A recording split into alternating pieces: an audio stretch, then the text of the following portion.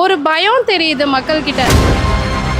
அவர் எதுக்கு அப்படி அமைதியாக இருக்கான்னு தெரியல. அதுவும் இப்போ பேசுகிறவங்கள மக்கள் நம்புறதில்ல.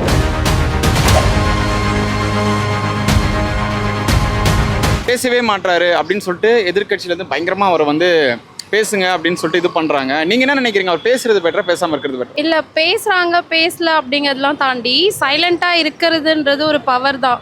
ஸோ பேசலை அப்படின்னாலும் அவரோட வாய்ஸ் என்னவோ அது மக்களுக்கு ஆட்டோமேட்டிக்காக வரதான் செய்யுது. அதனால பாசிட்டிவ் வைப் தான் இருக்குது. ஸோ எல்லாருமே வந்து யாருமே பிறந்ததுமே எழுந்து நடக்க மாட்டாங்க. ஸோ அந்த லேர்னிங் பீரியட் ஒன்று இருக்கும் இல்லையா? ஸோ அது வந்து நம்ம படித்து மேலே வரணுனாலே கிட்டத்தட்ட 12 இயர்ஸ்க்கு ஆகுது. 12th முடிச்சு தான் மேலே வரணும்.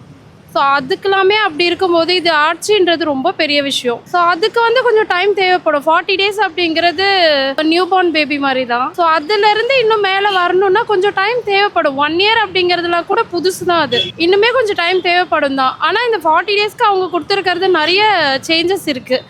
பஸ்ஸிலலாம் பார்க்குறோம், ஒரு பயம் தெரியுது மக்கள்கிட்ட.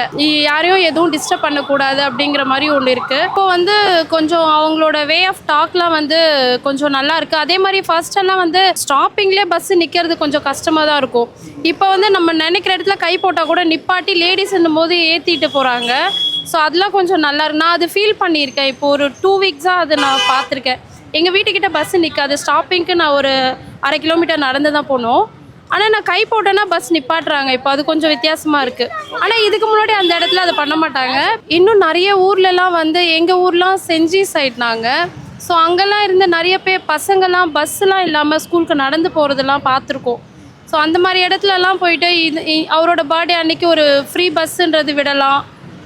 இன்னும் நிறைய ஊர் சைட்லாம் தண்ணி நிறைய பிரச்சனை இருக்குது. ஸோ அந்த மாதிரி ஏதாவது அவர் பண்ணலாம். நான் இருக்க இடத்துல கூட பஸ் ஸ்டாண்டில் பார்த்தீங்கன்னா 2 பேர் ரோட்லேயே தான் படுத்துட்டு இருப்பாங்க. ஸோ அவங்கள மாதிரி ஆளுங்களுக்குலாம் வேறு ஏதாச்சும் பண்ணி தரலாம். நல்லா இருக்குது சார். இப்போ என்னோடய பாப்பாக்கே 3 வயசு தான். நாங்கள் ஓட் பண்ணுற அன்னைக்கு அவங்களும் வந்து அடம் பிடிச்சி எனக்கு விஜய்க்கு ஓட் போடணும் அப்படின்னு சொல்லி வந்திருந்தாங்க. ஸோ அப்படி பார்க்கும்போது அவங்களுக்கு ஓட்னா என்னன்னு தெரியாது, ஆனால் விஜய்னா என்னன்னு தெரியுது. ஸோ அவரால் தான் ஓட் அப்படிங்கிறது அவங்களுக்கு பொறுத்த வரைக்கும் இன்ட்ரடியூஸ் ஆகுது. அப்படி பார்க்கும்போது யங்ஸ்டர்ஸ் எல்லாமே இப்போது எலெக்ஷன் பாலிட்டிக்ஸ் அப்படின்னு பேசும்போது கொஞ்சம் நல்லா, எனக்கே முன்னெல்லாம் தெரியாது. போன டைம் ஓட் பண்ணும்போது ஓட் பண்ணுறோம், இவங்க வந்து சிஎம் ஆக போகிறாங்க, ஓட் பண்ணுறோம், அதனால நமக்கு என்ன அப்படிங்கிற மாதிரி தான் இருந்துச்சு. பட் இப்போ வந்து இவர் சிஎம் ஆகும்போது மக்களுக்கு ஒரு பாசிட்டிவ் வைப், நல்லது நடக்கும்னா நம்ம இந்த மாதிரி ஆளை செலக்ட் பண்ணணும் அப்படிங்கிற ஒரு தெளிவு இருந்துச்சு. அவ்வளோதான். அந்த இடத்துல வந்து அவங்க பேசுகிற எல்லாத்தையுமே சைலண்ட்டாக வந்து லிசன் பண்ணுறது பெஸ்ட். அங்கே அவர் ஆப்போசிட்டாக பேசும்போது அவர் சிஎம் அப்படிங்கிறதெல்லாம் வந்து இறங்கிடும்.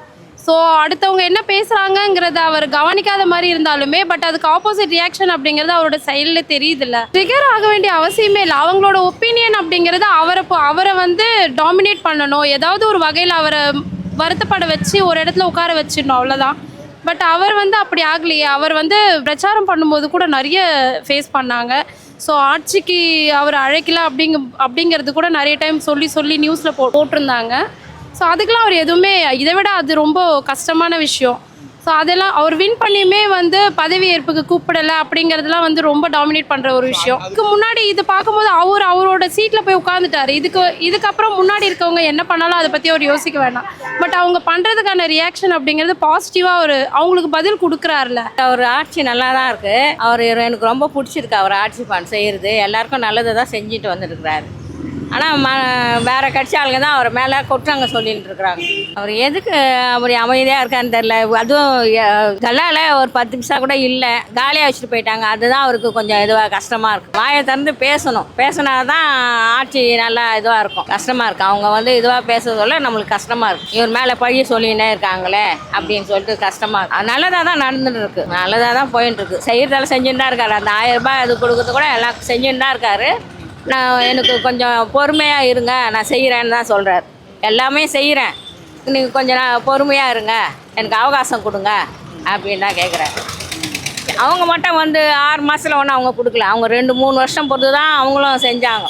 இதனால வந்து அதை தொடர்ந்து செய்கிறாரு. அவ்வளோ கஷ்டம் இருந்தாலும் அதை செஞ்சுட்டு தான் இருக்காரு. பஸ்ஸும் ஃப்ரீயாக தான் போயிட்டு இருக்கு. அந்த 1000 ரூபாவை தான் கொடுக்குறாங்க. ஆட்சி நல்லா இருந்தால் போதும். அவர் எதுவும் செய்யணும்னு நம்ம பார்க்கல. அவர் மெதுவாக செய்யட்டும். அவர் இப்போ கொடுக்க தேவையில்ல. அவருக்கு எல்லா கஷ்டமும் தீர்ந்தவனும் செய்யட்டோம்னு தான் சொல்கிறாங்க. நான் அதை நினைக்கல. எல்லாரும் கஷ்டப்பட்டு எப்படியோ இது பண்ண இருக்கிறாங்க.